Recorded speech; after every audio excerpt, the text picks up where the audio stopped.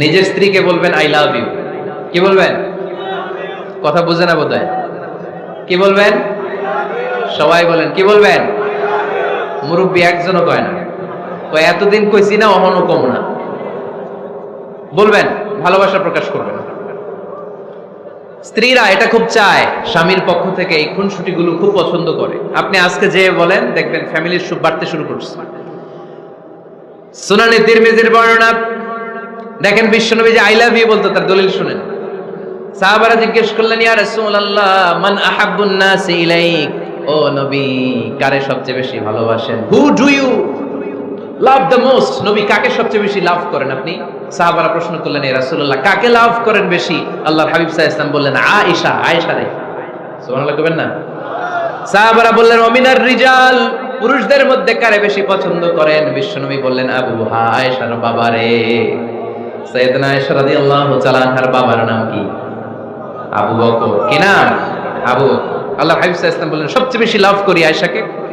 সাহাবারা বললেন, ওমিনার রিজাল, পুরুষদের মধ্যে কারে বেশি লাভ করেন? আল্লাহর হাবিব সাল্লাল্লাহু আলাইহি ওয়াসাল্লাম বললেন, আয়েশার বাবা রে। সুবহানাল্লাহ পড়েন।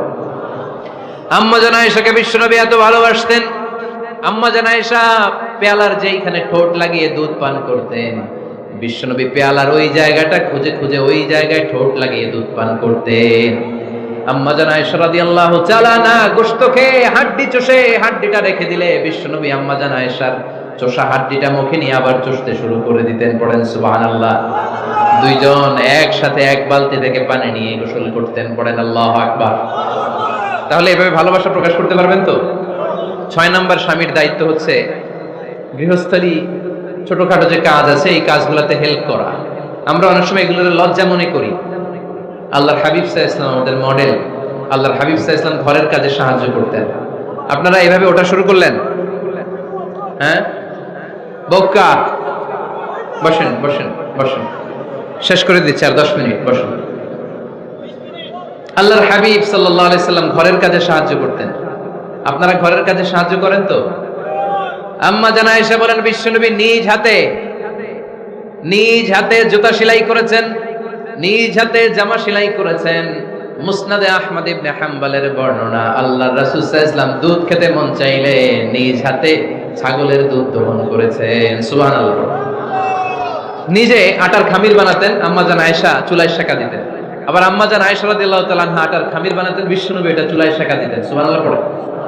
দুধ খেতে চাইলে নিজ হাতে বিশ্বনবী ছাগির ওলান থেকে দুধ দহন করে আম্মা জান আয়েশার কাছে এনে দিয়ে দিতেন। সুবহানাল্লাহ পড়ে। তাহলে ঘরের কাজে সহায়তা করবেন, ঘরের কাজে সহায়তা। 7 নাম্বার হালাল এন্টারটেইনমেন্ট, হালাল বিনোদন, এটা ইসলাম জায়েজ রেখেছে। অনেকে আমরা বিনোদনটাকে হারাম মনে করি, এরকম আছে না নেই? হ্যাঁ, বিনোদন দুই ধরনের, একটা হারাম এন্টারটেইনমেন্ট আর একটা হচ্ছে হালাল এন্টারটেইনমেন্ট।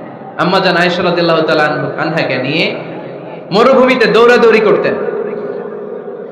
ভাবির সাথে দৌড়াদৌড়ি করছেন কারা কারা? দেখি হাত তোলেন।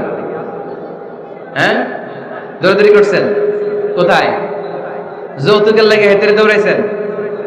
হেতি বাসাল্লাই দিছে দৌড়, এই দৌড়াদৌড়ি না। আম্মা জান আয়েশা রাদিয়াল্লাহু তাআলা আনহার সাথে বিশ্বনবী মরুভূমিতে দৌড়াদৌড়ি করেছেন। বলেছেন, আয়েশা দেখো কে কার আগে ওই খেজুর বাগান ধরতে পারে, তুমি আগে না আমি আগে।